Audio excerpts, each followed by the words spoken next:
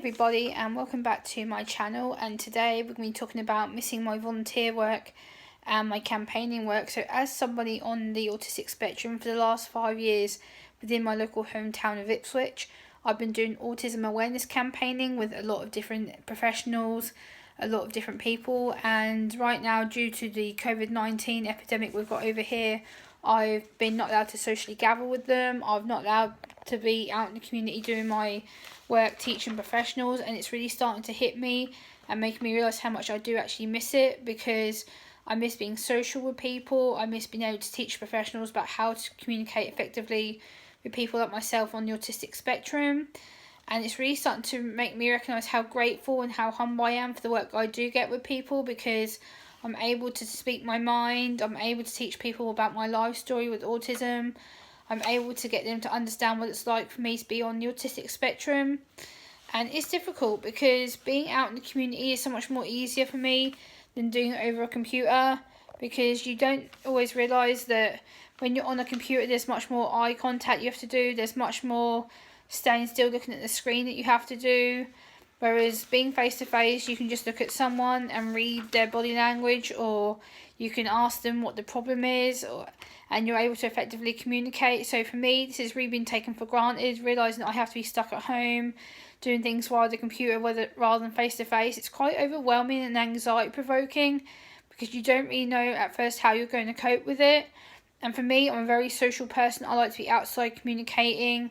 I like to talk to people. I like to help people to understand autism better and how to effectively communicate with people like myself. I also miss working with the NSFT with my friend Sue Bridges, who is the nurse for people with learning disabilities. She's a staff nurse and consultant nurse, and she does a lot of work with me within the Green Light team in the NSFT. The Green Light team is a team who make accessible adjustments for people with learning disabilities and or autism and mental health within the NHS facilities, such as mental health hospitals, GPs, day surgeries, hospital establishments, to make our communication more easier and to make our stay more accessible than what it would be previously without their help. And I've been doing a lot of work with Sue for the last 3 years or so. She's really brought me out of my shell. She's helped support me and understood me. And also, I take for granted being able to do my hospital work with Roger Blake, the learning disability liaison nurse. He has been there for me to help me effectively communicate with the nurses and doctors at the Ipswich Hospital.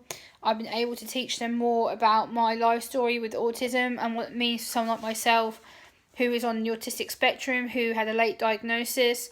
And I do the hospital work as part of being on the LDAG group, which is the Learning Disabilities Action Group.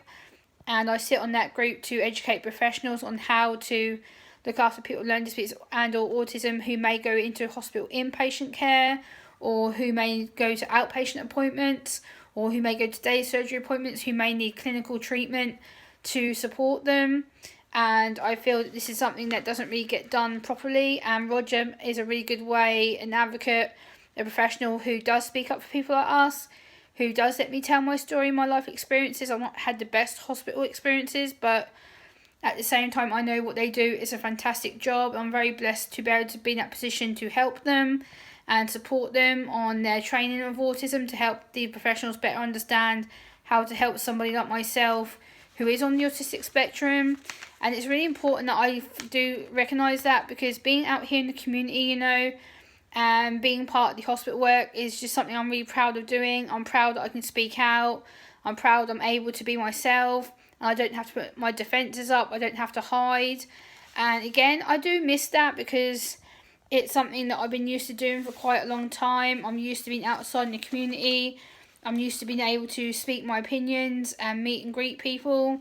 And it makes me really humbly realise how much I am missing it, being stuck indoors all day, every day, and not being able to see them, not being able to do my work to a more effective level. And I kind of feel disappointed in myself that I'm not able to achieve what I want to be achieving right now. I'm doing little things online that will help, but it's not the same as being out in the public eye. It's not the same as being in the public classroom, or in a public hospital or mental health unit, or not the same as being in the autism diagnostic office, where I'm able to teach people and being able to help with the support group, Also, I miss BBC Radio Suffolk. I miss the guys down at the office there because they have done a lot with me. They help support my frame of mind. They help support my autism campaigning. They've done a lot of work with me to raise the profile of autism in Ipswich. They help me do my poetry awareness. They're helping to spread my message out. And they've helped me to know who I am and my confidence. And especially thanks goes to John Wright.